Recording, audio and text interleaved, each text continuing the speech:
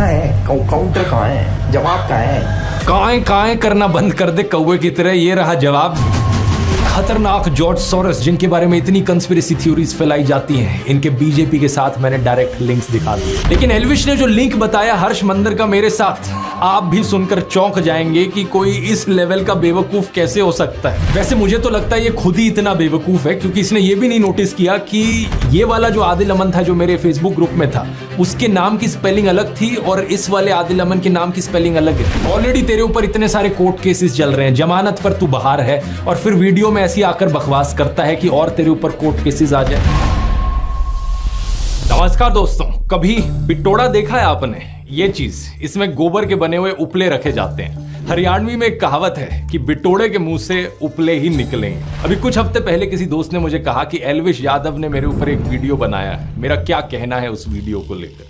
मैंने कहा भाई क्या यार, क्या उम्मीद करते हो, बिटोड़े के मुंह से उपले ही निकलेंगे। अब वैसे तो दोस्तों इन गोदी यूट्यूबर्स का एक पूरा झुंड बैठा है जिसने पिछले कुछ महीनों में मेरे ऊपर एक से बढ़कर एक हमले करने की कोशिश करी है। कोई मुझे कभी कुत्ता कहता है, कोई कॉकरोच कहता है, कोई कहता है कि मेरी वाइफ पाकिस्तानी है, तो कोई मुझे बुली कहता है। लेकिन इन सभी में से एल्विश सही मायनों में इन बेवकूफों का सरदार है, क्योंकि जितनी अनाप शनाप बातें इसने अपने वीडियो में करी ना मेरे बारे में, जितने दुनिया भर के झूठ इसने फैलाए, उतने शायद ही किसी ने फैलाए। इसने मुझ पर जो वीडियो बनाई उसका कई सारे यूट्यूबर्स ऑलरेडी काउंटर कर चुके हैं। जिन्होंने भगवा रंग पहन रखा वो छपरी है, कि सब छपरी हैं ये, जितने भी ये सैफरन गमछा ओढ़ते हैं। अरे एल्विश भाई, ध्रुव राठी ने ये कहीं नहीं कहा कि जो भगवा रंग पहनता है वो छपरी है, बल्कि वो लोग जो भगवा रंग पहन के मस्जिद के सामने जाकर हाथों में तलवार लेके घूमते हैं, वो लोग जो भगवा रंग पहन के राम का नाम खराब करते हैं, वो छपरी हैं। इसे बोलते हैं भाई साहब ब्रेन वॉशिंग। किस चीज का सिस्टम है? बच्चे बिगाड़ने का, गैम्बलिंग ऐप प्रमोट करने का, या फिर भांग पीकर वीडियो बनाने का, बियर पीकर वीडियो बनाने का, माहौल खराब करने का? आखिर किस चीज का सिस्टम? किसी भी चीज को यहां से वहां जोड़ दिया, कभी बोला कुछ, दिखाया कुछ, कभी तो बोलना ही नहीं आया ढंग से। हर्ष मंदार कह लो या फिर हर्ष मंदर कह लो, जो भी है। तो this is an interview of Harmandar Singh. Harmandar Singh Harsh Mandar नहीं है, इज अ डिफरेंट गाय। अब जस्ट बिकॉज उनके नाम सिमिलर हैं तो इसने उन्हीं का आर्टिकल दिखा दिया, मतलब हद होती है यार। अब इस बात का कोई प्रूफ अवेलेबल नहीं है कि हर्ष मंदर और ध्रुव राठी डायरेक्टली कनेक्टेड हैं, लेकिन एक स्पेकुलेशन के आधार पे और एक कॉन्स्पिरेसी थ्योरी के आधार पे इस बात को इतने कॉन्फिडेंस से बता दिया जाता है। जो व्यक्ति गाली देता था वो व्यक्ति ने इस वीडियो में गाली नहीं दी, खुद ही बोल रहा है नहीं दे पाऊंगा। क्यों? क्योंकि इस व्यक्ति ने सुधारा है उसको। ये है पढ़े लिखे यूट्यूबर्स का फर्क। जब छपरियों का सरदार गाली देना बंद कर सकता है इस व्यक्ति के वीडियो की वजह से, तो फिर इसके जो गुलाम हैं वो क्यों नहीं गाली देना बंद करेंगे? इतनी बेइज्जती होने के बाद भी एल्विश का मन नहीं भरा, मुझसे कहने लगा कि काउंटर दो। कहाँ है काउंटर, कहाँ है काउंटर? काउंटर कहाँ है काउंटर, कहाँ है जवाब, कहाँ है? काएं करना बंद कर दे कौवे की तरह, ये रहा जवाब। बस एक चीज कहूंगा, विक्टिम कार्ड मत खेलियो इस वीडियो को देखने के बाद। रोना धोना नहीं चलेगा, पहले भी तू टीवी पर बहुत रोया। लोग मेरे को बोलते थे बीजेपी का दल्ला है। हमारे ध्रुव भाई को एंटी नेशनल्स में इतना इंटरेस्ट क्यों है? करने को कोई कुछ भी कर सकता है, पर इंसान कितना पागल होगा। बीजेपी की एक बड़ी पॉपुलर स्ट्रैटेजी है, आपने भी नोटिस किया होगा दोस्तों, कि जो भी इंसान बीजेपी की आलोचना करता है, ये बीजेपी वाले उसे एंटी नेशनल घोषित करते फिरते हैं। एल्विश ने भी यही किया कि ये इंसान एंटी नेशनल, वो एंटी नेशनल, फलाना एंटी नेशनल, ढिमकाना एंटी नेशनल। अब किसी तरीके से इन सभी लोगों के ध्रुव राठी से कनेक्शन जोड़ दो और इसे भी एंटी नेशनल घोषित कर दो। मैंने तो एंटी नेशनल घोषित कर दिया। आइए पॉइंट बाय पॉइंट देखते हैं कि इसने एग्जैक्टली क्या कहा था। इसने बात करी थी आदिल अमन नाम के एक आदमी की। साल 2020 के अंदर ध्रुव राठी ने एक फेसबुक ग्रुप बनाया जिसके अंदर वो एडमिन थे, और इस ग्रुप के अंदर बहुत सारे लोग थे। उसके अंदर एक इंपॉर्टेंट चेहरा था जिसका नाम है आदिल अमन। पहली गलत इन्फो, साल 2020 में मैंने कोई ग्रुप नहीं बनाया। जिस ग्रुप की ये बात कर रहा है वो मैंने 2017 में बनाया था और 2020 तक तो मैंने उसे बंद कर दिया था। इस फेसबुक ग्रुप का नाम था ध्रुव राठी स्क्वाड। इसके साथ साथ मेरा एक फेसबुक पेज भी है सिर्फ ध्रुव राठी नाम से। इस ग्रुप को मैनेज करने के लिए मैंने कुछ एडमिन्स को चुना, उन लोगों में से जो मेरे फेसबुक पेज पर सबसे ज्यादा एक्टिव लोग थे। कौन ये लोग थे मैं नहीं जानता, मैंने सिर्फ इस बेसिस पर इन लोगों फेसबुक ग्रुप का एडमिन बनाया कि ये मेरे फेसबुक पेज पर सबसे ज्यादा लाइक और कमेंट करते थे। इनफैक्ट फेसबुक की खुद की ये सजेशन होती थी उस जमाने में। तो जो भी एडमिन्स थे मेरे फेसबुक ग्रुप के, उनमें से किसी से भी मैं आज तक पर्सनली कभी नहीं मिला। अब हुआ क्या कि इनमें से एक एडमिन आदिल अमन ने एक टाइम पर बड़े ही वायलेंट और एक्सट्रीमिस्ट टाइप के कमेंट्स किए जिन्हें ऑब्वियसली मैं सपोर्ट नहीं करता। बाकी एडमिन्स ने वो कमेंट्स मुझे दिखाए और मैंने फिर इसे एडमिन की पोजीशन से हटा दिया। अब लॉजिकल सी बात है, मैं हमेशा नाथूराम गोडसे वाली ऐसी मानसिकता का विरोध करता हूं, लेकिन बाद में मैंने रियलाइज किया कि अगर इस तरीके से चलता रहा, इस ग्रुप में कोई कुछ भी लिखेगा, ब्लेम वहां मेरे ऊपर आएगा बाद में। इसलिए साल 2020-21 के अराउंड मैंने इस पूरे फेसबुक ग्रुप को ही शट डाउन कर दिया। अब 4 सालों बाद हमारी कहानी में एंट्री होती है इस बेवकूफ की, जो इस घटना को लेकर एक स्कैंडल बनाने की कोशिश करता है। ये अपनी इमेजिनरी कहानियां बनाता है कि आदिल और मैं तो जिगरी दोस्त हैं। अगर ध्रुव भाई ये वीडियो देख रहे हैं तो भाई के चेहरे पे मुस्कुराहट आ गई होगी, क्योंकि पुराने साथी हैं, आम आदमी पार्टी में साथ में काम करते थे। जब प्रधानमंत्री मोदी सड़क छाप मवालियों को ट्विटर पर फॉलो करते हुए दिखते हैं, तब तो ये गोदी इन्फ्लुएंसर सारा लॉजिक लगा देते हैं कि इसमें हमारे प्रधानमंत्री जी की क्या गलती। उन्हें क्या पता था कि ये इंसान ऐसी अभद्र भाषा का इस्तेमाल कर सकता है। याद है निखिल नाम का एक ट्विटर यूजर जिसने गर्व से कहा था कि प्रधानमंत्री मोदी उसे फॉलो करते हैं। इसने किस तरीके से एक महिला पत्रकार की मौत पर जश्न मनाया था, उनको गालियां दी थी। और प्लीज प्रधानमंत्री से रिक्वेस्ट कीजिए कि वो इस तरह के लोगों को फॉलो ना करें। कोई नहीं मिलता उनको हिंदुस्तान में तो मुझे फॉलो कर लें। लेकिन ये इकलौता ऐसा केस नहीं है। ये बीजेपी 2016 पेज जिसने जर्नलिस्ट स्वाति चतुर्वेदी के खिलाफ बहुत ही भद्दी भाषा लिखी, इसे भी नरेंद्र मोदी फॉलो कर रहे थे। बीजेपी 2014 अवनीश चौबे, कुल आदित्य, महावीर एम जैसे कितने और ऐसे थ्रेटनिंग और अब्यूजिव हैंडल्स हैं जिन्हें प्रधानमंत्री फॉलो कर रहे थे। इतना ही नहीं, प्रधानमंत्री मोदी ने तो अंकित जैन, सुरेश नखवा, तेजिंदर बग्गा जैसे कुछ हिंसक गालीबाज ट्रोल्स को अपने ऑफिशियल रेजिडेंस पर होस्ट भी किया था। क्या पहले चेक नहीं कर सकते थे कि ये कैसे लोग हैं? ऑनलाइन से अब ऑफलाइन पर आ जाए तो आसाराम बलात्कार के लिए कॉन्विक्ट हुआ, यहां नरेंद्र मोदी उसे माला पहनाते हुए और उसके पैर छूते हुए दिख रहे हैं। जीवन में जब कोई नहीं जानता था, उस समय से बापू के आशीर्वाद मुझे मिलते रहे हैं। इस ट्वीट और इस फेसबुक पोस्ट में प्रधानमंत्री मोदी गुरमीत राम रहीम की प्रशंसा करते हुए दिख रहे हैं। वही गुरमीत राम रहीम जिसे मर्डर और रेप जैसे केसेस में दोषी पाया गया है। इस फोटो में हरियाणा के पूर्व मुख्यमंत्री गुरमीत राम रहीम के साथ बैठे हुए दिख रहे हैं। 2017 के इस न्यूज आर्टिकल को देखिए। मध्य प्रदेश की एंटी टेररिस्ट स्क्वाड ने भोपाल, ग्वालियर, जबलपुर और सतना में 11 लोगों को गिरफ्तार किया। इन पर आरोप था कि ये पाकिस्तान की ISI के लिए जासूसी कर रहे थे। अब आज तक की ये हेडलाइन देखिए। ये जो गले में बीजेपी का पट्टा डाले हुए और टी-शर्ट पर मोदी लिखवाए हुए दिख रहा है, ये है ध्रुव सक्सेना। यहाँ इसकी फोटो देखिए मध्य प्रदेश के पूर्व मुख्यमंत्री शिवराज सिंह चौहान के साथ। कि भारतीय जनता पार्टी विश्व की पहली राजनीतिक पार्टी जिसके ऊपर एक ठप्पा लग चुका है कि यह एक ISI सर्टिफाइड पार्टी बन चुकी है। कम से कम 3 शख्स इन 11 में से सीधा तरीके से भारतीय जनता पार्टी के साथ जुड़े हुए। अलेजिड आतंकवादियों के बीजेपी से सिर्फ 1-2 ऐसे कनेक्शन नहीं है, ढेर सारे हैं। 2022 के इस न्यूज आर्टिकल को देखिए। जम्मू के रियासी में पकड़े गए आतंकियों में से एक तालिब हुसैन जम्मू एंड कश्मीर बीजेपी के माइनॉरिटी मोर्चा IT सेल का फॉर्मर चीफ निकला। बीजेपी ने कहा कि यह केवल 18 दिन तक बीजेपी का सदस्य रहा था। नासिर और जुनैद की किलिंग का अक्यूज्ड मोनू मानेसर इस फोटो में अनुराग ठाकुर के साथ, यहाँ लेट अरुण जेटली के साथ और यहाँ होम मिनिस्टर अमित शाह के साथ। इस फोटो में प्रधानमंत्री मोदी पूर्व बीजेपी सांसद प्रज्ञा ठाकुर के साथ दिख रहे हैं, जो 2008 के मालेगांव बॉम्ब ब्लास्ट की एक अक्यूज्ड है। बीजेपी नेताओं की एक्सट्रीमिस्ट टेंडेंसीज में डायरेक्ट इन्वॉल्वमेंट या इनडायरेक्ट एसोसिएशन के ये सब एग्जांपल्स तो बस ट्रेलर हैं। अगर मैं पूरी लिस्ट बनाने लग जाऊं तो यहाँ 3 घंटे की फिल्म बन जाएगी। बाबू बजरंगी का स्टिंग ऑपरेशन, यशवंत शिंदे का एफिडेविट, प्रज्वल रेवन्ना, आशीष मिश्रा, अनुराग ठाकुर, यति नरसिंह सरस्वती, सूरजपाल अमू, सुरेश चौहान के लिस्ट चलती ही जाती है। कोई कहता है गोली मारो, कोई लिंचिंग के लिए दोषी पाए गए लोगों को मालाएं पहनाता है, कोई बलात्कारियों को संस्कारी ब्राह्मण बताता है, तो कोई मुसलमानों के खिलाफ जेनोसाइड की बात करता है। क्या एल्विश में हिम्मत है इन सब केसेस पर बोलने की? एल्विश, मुझे पक्का पता है तू इस वीडियो को देख रहा होगा। सीधा तुझसे बोलना चाहूंगा, अगर तुझ में 1% भी हिम्मत है तो बीजेपी से काउंटर मांग कर दिखा दे। कहां है काउंटर, कहां है काउंटर? ये जो काएं करे जा रहा था ना मेरे साथ, बीजेपी के साथ करके दिखा। नहीं कर पाएगा, क्योंकि मुझे पता है तेरे जैसे सत्ता के चाटुकार पूरी जिंदगी ऐसी हिम्मत नहीं जुटा पाएंगे। मेरे खिलाफ बोलना आसान है, क्योंकि पता है सरकार पीछे से कुछ कहेगी नहीं और बड़े यूट्यूबर को टारगेट करके व्यूज मिलेंगे, कंट्रोवर्सी होगी, पब्लिसिटी मिलेगी। पता है तुझ जैसे गोदी यूट्यूबर्स की सबसे बड़ी प्रॉब्लम क्या है? तुझ जैसे लोगों को लगता है कि कंट्रोवर्सी क्रिएट करके व्यूज आएंगे और इसी तरीके से फॉलोअर्स बटोरे जा सकते हैं, इसी तरीके से यूट्यूब पर करियर बनाया जा सकता है। लेकिन तेरे जैसे एक और यूट्यूबर को मैंने पहले भी कहा था कि कंट्रोवर्सी करके एक सस्टेनेबल यूट्यूब करियर बनाना पॉसिबल नहीं है। एक लिमिट तक ही लोग इस ड्रामे को बर्दाश्त करेंगे, उसके बाद लोगों को भी पता लग जाएगा तू ये ड्रामा जो करता है, कंट्रोवर्सी जो करता है, सिर्फ व्यूज के लिए करता है, पैसे के लिए करता है। असलियत में यूट्यूब पर अगर एक लॉन्ग टर्म करियर बनाना है तो उसके लिए ऑडियंस को कुछ जेन्युइन वैल्यू देनी पड़ेगी। ये चीज मैंने अपने यूट्यूब ब्लूप्रिंट कोर्स में सिखाई है। अगर तुझे नहीं समझ में आती तो जाकर कोर्स ले ले, तेरे लिए एक स्पेशल डिस्काउंट भी दे देता हूँ। कूपन कोड यूज कर elvish40 40% ऑफ मिलेगा। इस 7.5 घंटे के कोर्स में मैंने सब कुछ सिखाया है कि फिल्मिंग कैसे करनी है, एडिटिंग कैसे करनी है, मोनेटाइजेशन कैसे करी जाती है, इस करियर से पैसे कैसे कमाए जा सकते हैं बिना गैम्बलिंग और बेटिंग की एप्स को प्रमोट करें।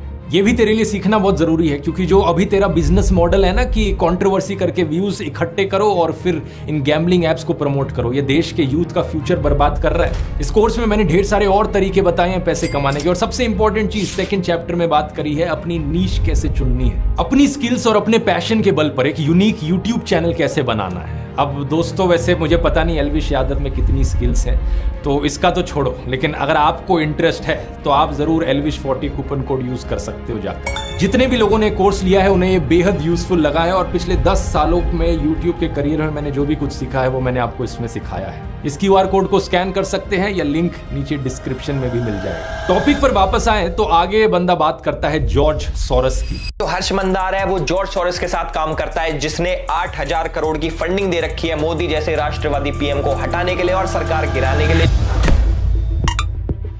ये जॉर्ज सोरोस वाला प्रोपेगेंडा आपने जरूर व्हाट्सएप यूनिवर्सिटी पर कभी ना कभी देखा होगा। इसमें illuminati, new world order, Pakistan, China, America, वामपंथी, JNU, toolkit gang, Khan market gang, Congress वगैरह इन सब की साथ में बात करी जाती है। एक बिल्कुल खिचड़ी बना दी जाती है इन सब बड़े बड़े वर्ड्स की, और ये खिचड़ी मोदी भक्तों को खिलाई जाती है गुड मॉर्निंग मैसेज के साथ व्हाट्सएप पर। एल्विश अपने वीडियो में बार बार कहता है कि गूगल कर लो, गूगल कर लो, तो आइए गूगल करके देखते हैं कि कौन है ये जॉर्ज सोरोस। जॉर्ज सोरोस एक हंगेरियन अमेरिकन बिलियनियर है, और वे एक investor, hedge fund manager, short seller और फिलैंथ्रोपिस्ट है। बहुत सारे बड़े बड़े शब्द हैं, मैं जानता हूं एल्विश को हजम नहीं हुए होंगे, तो उसने सीधा व्हाट्सएप खोला और देखा कि व्हाट्सएप पर जो लिखा है वो बता देता हूं। 1992 में इन्होंने अपनी शॉर्ट सेलिंग से बैंक ऑफ इंग्लैंड को हिला दिया था, $1 बिलियन का प्रॉफिट कमाया था। 1997 में इन्होंने थाईलैंड और मलेशिया की करेंसीज को शॉर्ट कर दिया था, जिसकी वजह से एक फाइनेंशियल क्राइसिस देखने को मिली थी। उसी साल इन्होंने दी अटलांटिक में एक आर्टिकल लिखा था जिसमें इन्होंने कहा कि वैसे तो मैंने फाइनेंशियल मार्केट्स में छप्पर फाड़ कमाई की है, लेकिन अब मुझे लगता है कि लेसे फेयर कैपिटलिज्म, यानी जहां कोई रेगुलेशंस ना हो, ऐसा कैपिटलिज्म एक खतरा है ओपन सोसाइटी के लिए। ओपन सोसाइटी का मतलब है एक ऐसी दुनिया जहां डेमोक्रेटिक गवर्नेंस हो, फ्रीडम ऑफ एक्सप्रेशन हो और इंडिविजुअल राइट्स के लिए रिस्पेक्ट की जाए। ऐसी सोसाइटी बनाने के लिए इन्होंने दुनिया के 100 देशों में अपनी ओपन सोसाइटी फाउंडेशन बनाई। इस ओपन सोसाइटी फाउंडेशन ने इंडिया में अपने कदम रखे साल 1999 में, जब अटल बिहारी वाजपेयी हमारे देश के प्रधानमंत्री थे। इनिशियली ये इंडियन इंस्टीट्यूशंस में स्टडी और रिसर्च के लिए स्टूडेंट्स को फेलोशिप्स और स्कॉलरशिप्स देते थे।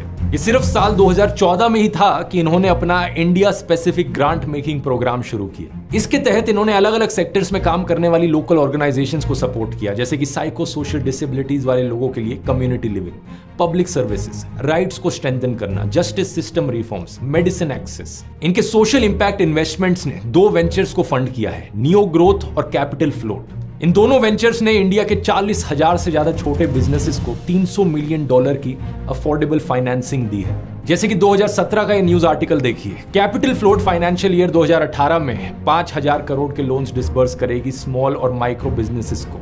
2022 में कैपिटल फ्लोट का नाम हो गया एक्सियो। थोड़ा और गूगल करोगे तो पता चलेगा कि इस कंपनी के फाउंडर्स कौन हैं, गौरव हिंदुजा और शशांक ऋष्यश्रिंग, जिन्होंने स्टैनफोर्ड यूनिवर्सिटी से अपनी MBA की है। और गौरव हिंदुजा के बारे में अगर आप गूगल करोगे तो इनका ट्विटर अकाउंट सामने आएगा, जिसमें इनके वेरीफाइड फॉलोअर्स में आप देख सकते हो बीजेपी के नेता कपिल मिश्रा। फिर शशांक का नाम गूगल करो, शशांक की शादी के बारे में ये न्यूज आर्टिकल सामने आएगा। देखिए यहाँ कौन गेस्ट आए थे इस शादी को अटेंड करने। मुकेश अंबानी की मदर कोकिलाबेन अंबानी, बीजेपी नेता लाल कृष्ण आडवाणी और बीजेपी नेता देवेंद्र फडणवीस। तो ये एलिजिडली खतरनाक जॉर्ज सोरोस, जिनके बारे में इतनी कंस्पिरेसी थ्योरीज फैलाई जाती हैं, इनके बीजेपी के साथ मैंने डायरेक्ट लिंक्स दिखा दिए। लेकिन व्हाट्सएप पर झूठी खबरें क्या फैलाएंगे ये लोग कि भाई मुझे जॉर्ज सोरोस से फंडिंग आती है। इंडियन एक्सप्रेस की एक इन्वेस्टिगेशन से पता चला कि जॉर्ज सोरोस की ओपन सोसाइटी फाउंडेशन के वर्ल्ड वाइड 68 ऐसे प्रोजेक्ट्स हैं जिनकी फंडिंग होती है UN डेमोक्रेसी फंड से, और इंडिया इस यूनाइटेड नेशंस डेमोक्रेसी फंड में 4th हाईएस्ट कंट्रीब्यूटर है। इसका मतलब समझ रहे हो दोस्तों, इनडायरेक्टली जॉर्ज सोरोस की फंडिंग करती है मोदी सरकार। इन्हीं जॉर्ज सोरोस ने चाइना के जी जिनपिंग के बारे में कहा कि चाइना के प्रेसिडेंट ओपन सोसाइटीज के लिए सबसे खतरनाक ओपोनेंट है।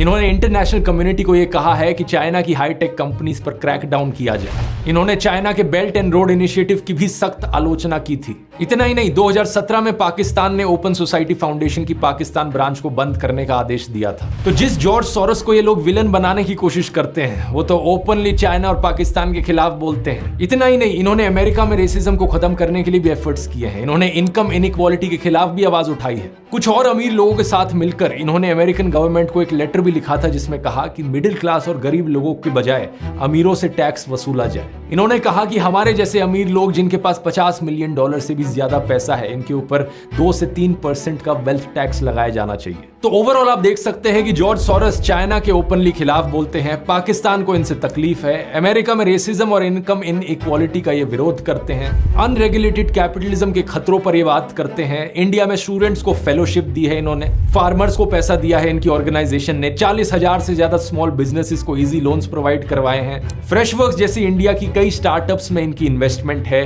और इंडियन गवर्नमेंट यूनाइटेड नेशंस के डेमोक्रेटिक फंड में डोनेट करती है, जहां से इनके वर्ल्ड वाइड प्रोजेक्ट्स को पैसा मिलता है। यहां तक सुनने में तो सब ठीक ही लग रहा है, तो फिर प्रॉब्लम क्या है? प्रॉब्लम यह है कि इन्होंने इंडिया में डेमोक्रेसी के इरोजन पर कंसर्न जताया। प्रॉब्लम यह है कि इन्होंने नरेंद्र मोदी के खिलाफ भी बोला। प्रधानमंत्री मोदी और गौतम अडानी के एलिजिड नाजायज संबंधों के बारे में इन्होंने बात की। इन्होंने कहा कि नरेंद्र मोदी को अडानी क्राइसिस पर सवालों के जवाब देने होंगे ताकि फॉरेन इन्वेस्टर्स का विश्वास ना डगमगाए। Modi and business tycoon Adani are close allies.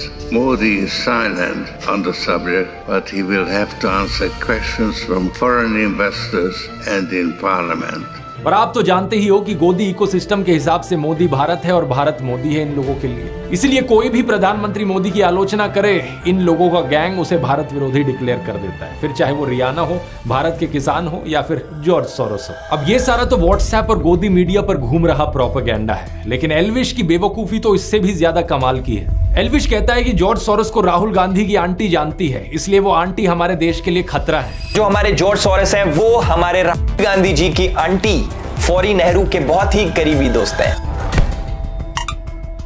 Google पर सर्च करो तो पता चलेगा कि 2017 में ऑलरेडी इनका देहांत हो चुका है, 108 साल की उम्र पर। एक ऐसी महिला जो आज से 7 साल पहले ही गुजर चुकी है, वो भी 108 साल की उम्र पर। एल्विश की राय में वो देश के लिए खतरा है। और वैसे तो 2009 का इंडियन एक्सप्रेस का ये आर्टिकल देखो, जिसमें बताया गया है कि फौरी नेहरू नेटिवली हंगरी से है, जहां से जॉर्ज सोरोस भी हैं। जॉर्ज सोरोस की तरह वो भी ज्यूइश थी। जब इंडिया में उनकी लव मैरिज हुई तो उन्होंने अपना नाम कर लिया था शोभा नेहरू। इस 2009 के आर्टिकल की हेडिंग है, मिस्टर सोरोस एक पुरानी दोस्त से मिलने गए। लेकिन 14 साल बाद 18 फरवरी 2023 में इसी को 2 गोदी वेबसाइट्स पब्लिश करती हैं और कहती हैं खुलासा खुलासा, जानिए बड़ा खुलासा है। 14 साल पुराने आर्टिकल को दिखाकर ये लोग नया खुलासा कहते हैं। ऐसा ही कुछ किया गया farmer prime minister Manmohan Singh की बेटी अमृत सिंह को लेकर। वैसे तो 2013 का यह आर्टिकल है जहां लिखा है, प्रधानमंत्री की बेटी को मानव अधिकार कानून में जबरदस्त काम करने के लिए सम्मानित किया गया। उनकी रिपोर्ट का नाम था globalizing torture, CIA secret torture and extraordinary rendition. यहां उन्होंने 136 लोगों के बारे में बताया जिन्हें टेरर सस्पेक्ट्स बनाकर 54 देशों की जेलों में डिटेन किया गया, टॉर्चर किया गया। और यहां पर यह भी बताया गया है कि वो ओपन सोसाइटी जस्टिस इनिशिएटिव के साथ काम कर रही हैं, जिन्होंने इस रिपोर्ट को पब्लिश भी किया है। लेकिन इसके 7 साल बाद गोदी मीडिया वेबसाइट इसे भी छापकर कहती है, ये देखो नया खुलासा खुलासा खुलासा। लेकिन लेटेस्ट इंफॉर्मेशन अगर पता करने की कोशिश करी होती तो अब ये ओपन सोसाइटी फाउंडेशन में काम कर भी नहीं रही है। अब ये स्टैनफोर्ड यूनिवर्सिटी में लॉ की प्रोफेसर है। इसके बाद एल्विश बात करता है हर्ष मंदर की। हर्ष मंदार कह लो या फिर हर्ष मंदर कह लो, जो भी है। नहीं, पहली बात तो जो भी नहीं होता है, हर्ष मंदर है उनका नाम। कल को तेरे नाम को भी ऐसे करके कोई बोले कि एल्विश कह लो या एल्विश कह लो, जो भी है, ऐसे नहीं होता। दूसरा, आइए गूगल करते हैं कि अब ये कौन है। हर्ष मंदर एक फॉर्मर IAS ऑफिसर हैं जो 6 डिस्ट्रिक्ट्स में डिस्ट्रिक्ट हेड रहे हैं, डिविजनल कमिश्नर रहे हैं, मसूरी की Lal Bahadur Shastri IAS training academy में फैकल्टी रहे हैं और 2002 में इन्होंने गुजरात दंगों के विरोध में वॉलंटरी रिटायरमेंट ली थी। इन्होंने 24 किताबें लिखी हैं। इतनी किताबें एल्विश अपने 7 जन्मों में भी नहीं पढ़ पाए। पिछले 10 सालों में Dainik Bhaskar, Hindustan Times, the Hindu, Indian Express, Scroll, Live Mint, NDTV, Business Standard, Article 14 जैसे अखबारों और न्यूज पोर्टल्स के लिए कॉलम भी लिखे हैं। श्याम बेनेगल की फिल्म समर इनकी लिखी हुई 2 कहानियों पर बेस्ड है। इन्होंने बहुत से कॉलेज यूनिवर्सिटीज में लेक्चर लिए हैं, जैसे कि IIM Ahmedabad, NALSA university of law, MIT, Boston, university of California, institute of development studies. 2010 से 2012 तक ये यूपीए सरकार द्वारा बनाए गए नेशनल एडवाइजरी काउंसिल के मेंबर थे। कई इंपॉर्टेंट बिल्स ड्राफ्ट करने में इनका योगदान रहा है, जैसे कि right to information, right to education, food security bill, child labour abolition. इन्होंने लिंचिंग्स के विरोध में कारवाए मोहब्बत कैंपेन चलाया और इन्हें इनके काम के लिए बहुत सारे अवार्ड्स मिले हैं, जैसे कि M A Thomas national human rights award 2002, Christy harmony award 2012 या क्वाइड मिलेथ अवार्ड 2020। लेकिन इस अनपढ़ बेवकूफ एल्विश के अनुसार ये भी एंटी नेशनल है। आप पूछोगे क्यों? क्योंकि इन्होंने जॉर्ज सोरोस की ओपन सोसाइटी फाउंडेशन के साथ काम किया है। वही हर्ष मंदार जो कि जॉर्ज सोरोस के लिए काम करता है। मतलब बिना सर पैर के जो मन में बकवास आए बोल डालो। अब सबसे इंटरेस्टिंग बात है कि इन सबसे मेरा क्या रिलेशन है। आज तक असलियत में दोस्तों मैं हर्ष मंदर से कभी मिला नहीं, ना मेरी उनसे आज तक कभी बात हुई। इनका नाम मैंने पहली बार एल्विश के वीडियो से ही सुना और जो भी ये इन्फॉर्मेशन मैंने आपको निकाल कर दी, इसका वीडियो देखने के बाद गूगल करके रिसर्च करके आपको दिखाई। लेकिन एल्विश ने जो लिंक बताया हर्ष मंदर का मेरे साथ, आप भी सुनकर चौंक जाएंगे कि कोई इस लेवल का बेवकूफ कैसे हो सकता है। एल्विश ने कहा कि मैंने सीए और मणिपुर पर जो वीडियो बनाया वो मैंने हर्ष मंदर के ट्वीट देखकर बनाया। 4 अगस्त 2023 को हर्ष मंदार ट्वीट करते हैं मणिपुर दंगों के ऊपर और ठीक 2 दिन बाद हमारे ध्रुव भाई की वीडियो आ जाती है। ये ट्वीट और वीडियो की टाइमिंग तो ऐसे दिखा रहा है जैसे कि बहुत बड़ा जासूस बन गया हो, लेकिन यहां पर भी इसने गलती करी। 14 दिसंबर 2019 को हर्ष मंदार CAA और NRC के ऊपर एक ट्वीट करता है और ठीक 3 दिन बाद यानी कि 17 दिसंबर 2019 को हमारे ध्रुव भाई as per the tool kit video बनाते हैं। उसके अंदर CAA का जिक्र होता है। असलियत में ये मेरा दूसरा वीडियो था CAA NRC के ऊपर। इससे 5 दिन पहले 12 दिसंबर को मैंने पहला वीडियो अपलोड किया था। टोटल में 3 वीडियोस मैंने बनाए थे। तीनों वीडियोस आज के दिन भी यूट्यूब पर अपलोडेड है। आप जाके इन तीनों में से इनके टाइम स्टैम्प्स देख सकते हो कि कब इन्हें अपलोड किया गया। तो पहली बात तो ये प्रूफ ही गलत है, और अगर ये सच भी होता तो इस तरीके से कनेक्शन दिखाना एक बहुत ही अजीबोगरीब चीज है। देश में कोई भी टॉपिक न्यूज में आता है तो ऑफकोर्स जो टॉप यूट्यूबर्स हैं उस पर वीडियोस बनाएंगे, मैं वीडियो बनाऊंगा उस चीज पर। दिसंबर 2019 में न्यूज चैनल्स पर, सोशल मीडिया पर इसकी बहुत चर्चा चल रही थी तो मैंने वीडियो बनाया। मेरे साथ साथ लाखों लोगों ने इस पर ट्वीट किए, फेसबुक पर पोस्ट किए। सेम चीज मणिपुर के लिए भी कही जा सकती है। जब मणिपुर का इशू चल रहा था तो मैंने उस पर वीडियो बनाया। अब लाखों लोगों के ट्वीट्स में से किसी एक इंसान को पकड़ लेना और कहना कि देखो इस इंसान के ट्वीट के बाद मैंने अपना वीडियो बनाया, भाई क्या लॉजिक है यार ये। और मणिपुर पर वो वीडियो बनाने का ख्याल मुझे इसलिए आया क्योंकि मणिपुर की ट्रैजिक क्लैशेस में उन 2 औरतों की वीडियो ने हर एक इंसान की आत्मा को झकझोर दिया था। हर एक इंसान जिसकी जमीन मरी नहीं हुई थी, जिसकी आत्मा बिकी नहीं हुई थी, उसने इस टॉपिक की बात करी है। लेकिन एल्विश जैसे सत्ता के चाटुकार का मुंह बिल्कुल बंद था मणिपुर जैसे इशू पर, और फिर कहता है कि मैं तो बड़ा नेशनलिस्ट हूं। तो हम तो भैया देश प्रेमी है खूब। अब हमें कुछ भी कह लो देश प्रेम हमारे अंदर भरा है। यहाँ पूरे शरीर में देश प्रेम भरा है। कुछ शर्म आती है तुझे या नहीं? रिसेंटली तुझसे नीट एग्जाम के बारे में पूछा गया तो तेरे मुंह में छाले पड़ गए, दांत दिखाकर हंसने लगा। गवर्नमेंट नीट एग्जाम, डॉक्टर्स के एग्जाम के पेपर लीक हुए, उस पर आपका क्या कहना है? क्योंकि एल्विश प्लीज आप मुनावर और तू चाहता है कि बाकी लोग भी तेरी तरह किसी सोशियो पॉलिटिकल इश्यूज पर बोले ही ना कुछ। क्या तू अपने फैंस और व्यूअर्स को बिल्कुल ही बेवकूफ मानता है कि कुछ भी बचकाना बात वो हजम कर लेंगे तेरी? एल्विश को यह अंदेशा तो जरूर था कि ऐसी बचकाना बातों पर लोग यकीन नहीं करेंगे, इसलिए एक और पैंतरा खेला इसने। हर्ष मंदर के साथ मेरा कनेक्शन जोड़ने की कोशिश में ये आदिल अमन को बीच में ले आया। कहने लगा कि आदिल अमन एक्चुअली में अब जर्मनी में रहता है और हर्ष मंदर के साथ काम करता है। सबसे अच्छी बात यह है कि हमारे आदिल अमन भाई भी जर्मनी शिफ्ट हो चुके हैं और 2019 से कारवाए मोहब्बत नाम की एक NGO के साथ काम कर रहे हैं। इसके लिए इसने एक फेसबुक प्रोफाइल दिखाई पीछे प्रूफ के तौर पर, और जानते हो क्या दोस्तों, ये किसी और आदिल अमन की फेसबुक प्रोफाइल थी। लिटरली यहाँ पर 2 अलग अलग इंसानों की बात करी जा रही थी। या तो ये खुद इतना बेवकूफ है कि इसने चेक भी नहीं किया कि यहाँ पर किसका फेसबुक प्रोफाइल दिखा रहा है, या फिर ये सही मायनों में अपने व्यूअर्स को बेवकूफ समझता है। वैसे मुझे तो लगता है ये खुद ही इतना बेवकूफ है क्योंकि इसने ये भी नहीं नोटिस किया कि ये वाला जो आदिल अमन था जो मेरे फेसबुक ग्रुप में था, उसके नाम की स्पेलिंग अलग थी और इस वाले आदिल अमन के नाम की स्पेलिंग अलग है। ये नहीं सोचा इसने कि सेम इंसान कैसे हो सकते हैं। ये जो दूसरा वाला आदिल अमन है, इसकी ये फेसबुक पोस्ट देखी है।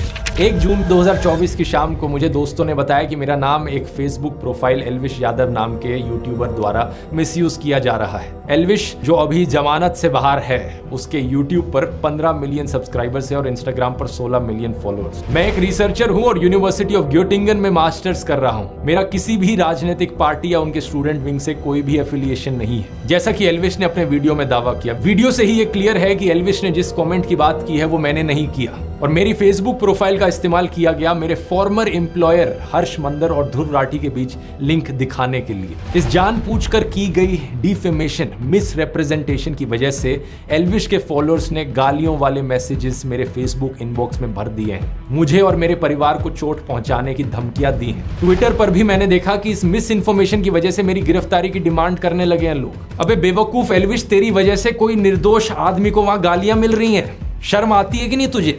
आगे देखिए क्या लिखा है। मेरे वकील ने 3 जून को एल्विश यादव को एक लीगल नोटिस भेजा, ये बताते हुए कि जो कमेंट उसने मुझे एट्रीब्यूट किए हैं वो कमेंट मैंने किए ही नहीं और ना ही मैंने किसी प्रोटेस्ट को ऑर्गेनाइज किया है। हमने उसे 3 दिन दिए थे वीडियो हटाने के लिए और एक क्लैरिफिकेशन इशू करने के लिए। 3 दिन बीत चुके हैं और अब मैं एल्विश यादव के खिलाफ एक लीगल केस करूंगा, मेरी रेपुटेशन को नुकसान पहुंचाने के लिए और मेरे परिवार की सेफ्टी को थ्रेटन करने के लिए। इसलिए मैंने वीडियो के शुरू में ही कहा था, रोना मत एल्विश, जो तू बकवास करता है उसका एक्चुअली में किसी की लाइफ पर असर पड़ता है। ऑलरेडी तेरे ऊपर इतने सारे कोर्ट केसेस चल रहे हैं, जमानत पर तू बाहर है और फिर वीडियो में ऐसी आकर बकवास करता है कि और तेरे ऊपर कोर्ट केसेस आ जाए। एल्विश ने अपने वीडियो में कहा कि कोई भी आर्टिकल फार्टिकल दिखाकर किसी को भी कुछ भी साबित किया जा सकता है। मान लो कैमरामैन है, मुझे इसको गलत साबित करना है, मैं भाई कर दूंगा कैसे न कैसे करके, आर्टिकल पार्टिकल दिखा के। और यही चीज एग्जैक्टली एल्विश ने अपने वीडियो में करी। मैं पूछना चाहूंगा, जरा अपनी ऑडियंस को बता दे, ये सब जो तूने किया सिर्फ व्यूज और पैसे के लिए किया या फिर ऊपर से कोई पे भी कर रहा था तुझे? हर्ष मंदर की बात करते हुए इसने एक आर्टिकल दिखाया, एक लाइन को अंडरलाइन कर दिया कि मेरे माता पिता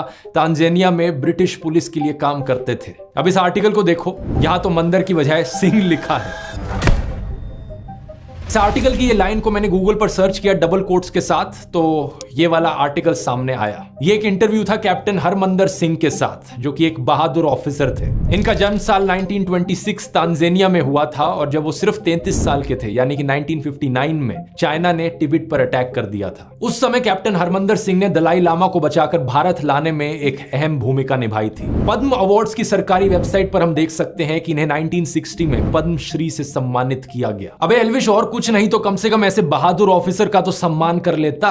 माना कि तू अनपढ़ टाइप का है, लेकिन क्या इतना भी पढ़ना नहीं आता कि हर्ष मंदर और हरमंदर सिंह में डिफरेंशिएट कर सके? और वैसे मैं आपको बता दूं दोस्तों, हर्ष मंदर इन्हीं कैप्टन हरमंदर सिंह के बेटे हैं। यहां पर अगर हर्ष मंदर भी चाहें तो वो भी सीधा सीधा एल्विश के ऊपर डिफेमेशन का केस कर सकते हैं। इतना ही नहीं, former prime minister Manmohan Singh ji की बेटी अमृत सिंह के खिलाफ जो तूने झूठ फैलाया है वो भी केस कर सकती हैं तेरे ऊपर। और तो और मैं भी केस कर सकता हूं तेरे ऊपर डिफेमेशन का। मेरे लॉयर ने कहा कि जो भी तूने बकवास करी है इस वीडियो में वो सीधे तौर पर क्रिमिनल डिफेमेशन का केस बनता है। अगर ये सारे और केसेस कल को तेरे ऊपर हो गए तो फिर विक्टिम कार्ड मत खेलियो, मैंने पहले ही वार्न किया था इस वीडियो में। जितने फालतू के फर्जी लिंक्स एल्विश ने मेरे बनाने की कोशिश करी और लोगों के साथ, उससे सीधा कनेक्शन मैं इसका बना सकता हूं। एल्विश ने अपने एक वीडियो में अखिलेश यादव को सपोर्ट दिखाया था। वैसे हम तो भाई अखिलेश के सपोर्टर है भाई, यादव बिरादरी जिंदाबाद कर रखी है हमने पूरे यूपी में, तो भाई बताओ कि क्यों ना करें हम अखिलेश को सपोर्ट। अखिलेश यादव के अलायंस पार्टनर कौन है? राहुल गांधी। तो अगर ये राहुल गांधी को देशद्रोही ठहरा रहा था वहां पर अपने वीडियो में, तो ये खुद भी देशद्रोही हुआ। और दूसरी तरफ बीजेपी से भी तेरे इतने ही लिंक्स हैं, इतने सारे पॉलिटिशियंस के साथ जाकर तूने फोटो खिंचाई है, शो ऑफ किया है, अपना सपोर्ट जताने की कोशिश करी है। तो चाहे इस तरफ से हो चाहे उस तरफ से, तेरे भी फालतू के कैसे कनेक्शंस बनाए जा सकते हैं और तुझे भी